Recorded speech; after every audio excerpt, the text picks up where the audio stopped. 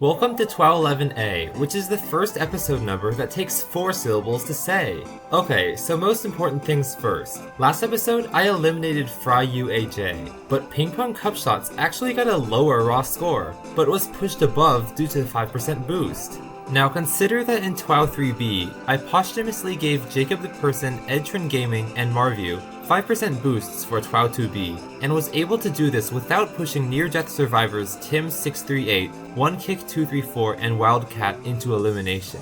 If we look at the TWOW 10 leaderboard, it would have looked like this without the boosts. So, I feel like eliminating fernozzle is being inconsistently unfair, so I'm bringing them back. That also means that John Dubuk, you were eliminated by 0.001514%, which is probably the closest TWOW elimination ever. If just one person had voted your response just one space higher, you'd still be in. But oh well, someone had to get the short end of the stick. Sorry. My new policy is that compensation boosts will be plus 3%, and they can bring people out of the danger zone, but they can't ever cause others to fall into the danger zone. But again, I hope I'll never have to do this again because I won't need to give out compensations. Anyway, since fernozzle is back, now we have 35 TWOWers living and thriving. Let's look at some data. Somebody, I forget who, wanted to know if every living TWOWer has been in the top 10 yet. In TWOW 7B, 34 of 74 TWOWers had. Well, by TWOW 11A, that's risen to 26 out of 35. But that's still far from everybody. This is all 35 living TWOWers' best ranks so far. And this is all 35 living TWOWers' number of occurrences in the top 10. I wanted to try something even more data-licious this time. So, every living TWOWer, except for Mr. Twister and Alex Lion 0511, has submitted 10 entries that have been scored with an average percentile. That's 10 data points. With these 10 data points, we can calculate the average and standard deviation, and use that to create a normal distribution curve, which should be a pretty good model for how well they've performed in the past. This is what you get when you overlap all 35 normal distribution curves. Now, if you believe that TWOWers' past performances indicate how well they'll do in the future, you can sort of predict how someone will do in, say, TWOW 11 by just picking a random point on this curve. Obviously, you're more likely to pick a point where the graph is higher, and less likely to pick a point where the graph is lower. Let's assume TWOWers' abilities don't change, and that no TWOWers will drop out by not responding. That means we can simulate the rest of this TWOW season with these random pickings. In fact, you could do that twice if you wanted to, or 10 times. And actually, I've done just that. I got my computer to simulate the rest of the season 10 million times, to see who the most likely winners were.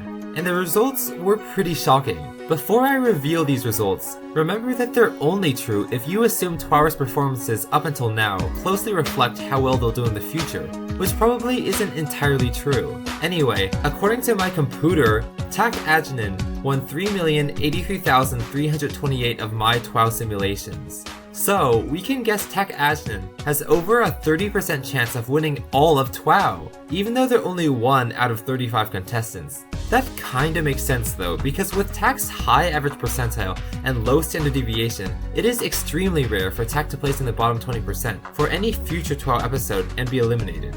But that means Tak has a better chance of winning than all of the bottom 29 TWOWers combined. And also, Tak has a better chance of winning than a contestant of a balanced Final Four.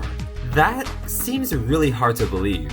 Here's some other interesting things to note. Compared to Mike Ramsey, Crafty7 has a better chance of hitting top 10, but has a worse chance of winning it all. How could that possibly be true? Well, Crafty7's got a super low standard deviation, which means that they're stable right in the middle. For surviving the beginning and middle of TWOW, this strategy is excellent, because all you have to do is avoid the bottom 20% each time and you're fine. But for the final episode of TWOW, you need to be the better of the two, so stability won't really help. Mike Ramsey's larger variability risks elimination, but it gives him at least a better chance of winning it all in the end, pushing him higher than Crafty7.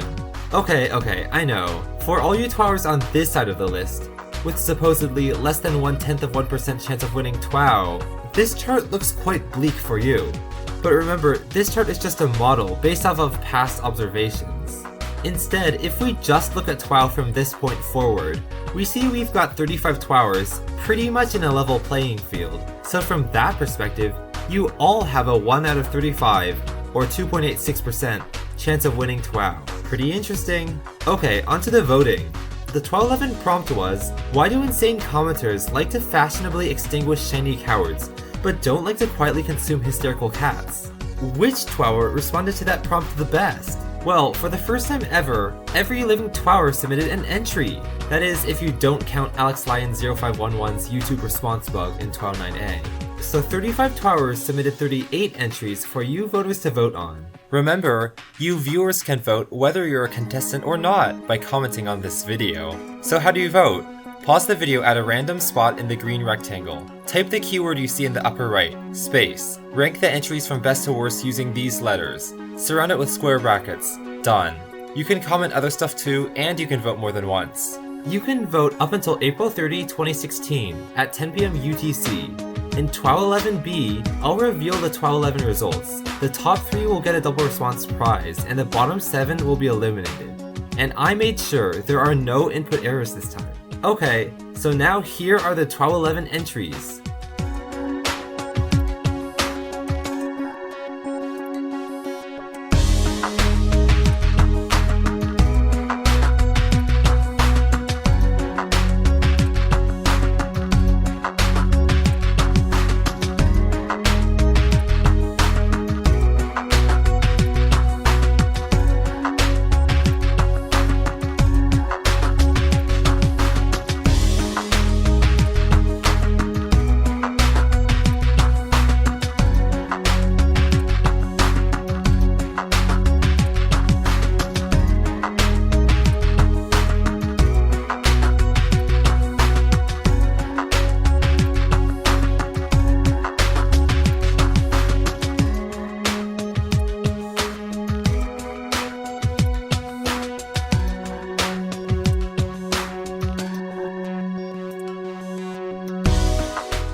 See you in TWOW11B.